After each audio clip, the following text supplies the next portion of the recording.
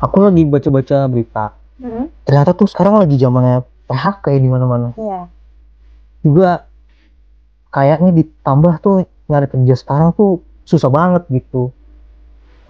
Udah mah lowongannya dikit, saingannya tuh banyak banget gitu. Terus aku jadi mikir gimana caranya ya supaya kita tuh bisa mengupdate diri gitu, supaya mungkin kita punya kualitas individu yang jauh lebih baik ketimbang kandidat-kandidat lain, sehingga kita punya kesempatan yang lebih luas untuk kerja di suatu perusahaan yang kita pengen banget gitu ya. Iya, itu aku juga ngerasa sih. Apalagi satu lowongan itu kan bisa diisi sama banyak kandidat ya, yang mana dia juga lagi proses rekrutmen sama kayak kita gitu. Nah, tapi ini menarik sih. Aku juga baru baca salah satu buku, judulnya tuh Seni Nyari Kerja. Jadi dia tuh ditulis sama penulisnya content creator emang di LinkedIn.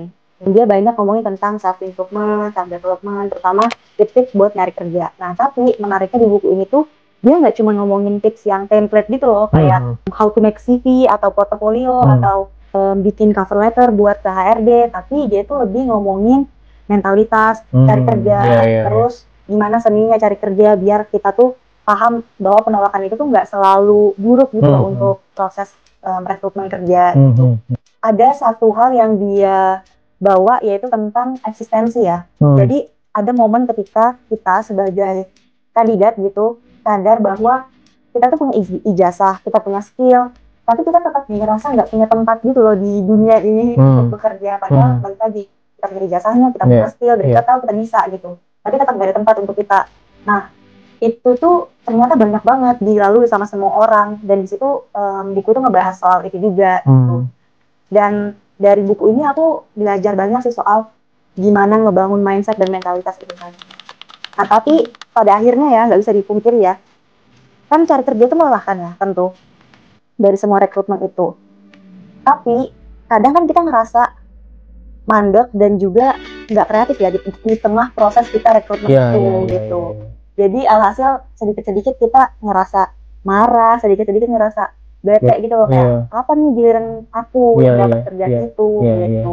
Iya tuh aku maksudnya agak cukup relate mungkin waktu aku lagi nyari-nyari kerja gitu. Kan kita capek ya, maksudnya kadang tuh kita udah usaha untuk apply sana sini gitu ya, penolakan datang gitu pun kita udah ikut pelatihan, CV udah dibenerin, portofolio udah dibenerin, tapi kok nggak ada feedback baik, kita kabar baik gitu. Emang kadang-kadang tuh situ kita harus ya mungkin bisa ngontrol emosi dengan baik ya di masa-masa sulit yang kayak gitu. Aku jadi keingetan sih, kalau belum lama mungkin beberapa bulan lalu ya aku baru juga tuh baca buku yang berkaitan dengan itu. Judulnya tuh ubah reaktif menjadi kreatif, ubah reaktif menjadi kreatif gitu.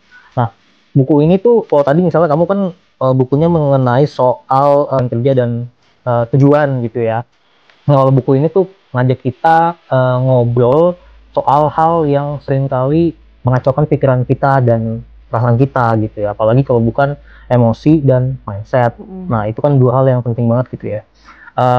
Penulisnya kalau nggak salah namanya Wildan Tarin, dia tuh emang menganalisis bahwa ini kan kita sekarang hidup di zaman yang serba cepat ya, hidup di zaman digital gitu, dan konsekuensinya adalah kita lebih sering baper ternyata dengan hal apapun gitu, bahkan dengan hal yang nggak relate sama kita, dengan hal kecil gitu ya, dengan notifikasi, dengan komentar netizen gitu, bahkan dengan berita buruk yang ya itu tadi yang nggak ada kaitannya sama sekali sama kita, langsung sama kita gitu. Tapi buat aku tuh ada satu, aku masih inget banget gitu ya, ada satu bagian yang aku suka dari buku ini gitu. Ada quotes yang kalau nggak salah bunyinya adalah, kita sebetulnya bukan kurang waktu, tapi kita cuma terlalu sibuk merespons hal-hal yang nggak perlu. Itu jelek banget, dan itu jelek banget sih yang aku rasain gitu ya.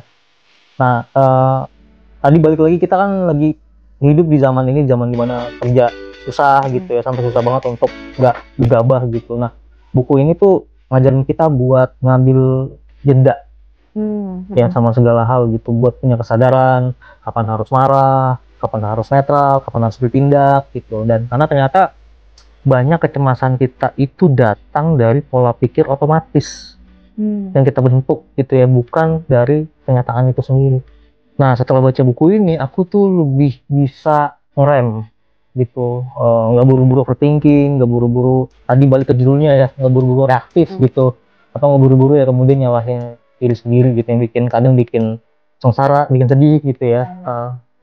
Ini menarik sih, karena ternyata nyari kerja, tadi kan ngomongin mentalitas nyari kerja gitu ya, sama mindset gitu. Dua hal ini berkaitan ya di dua buku ini gitu.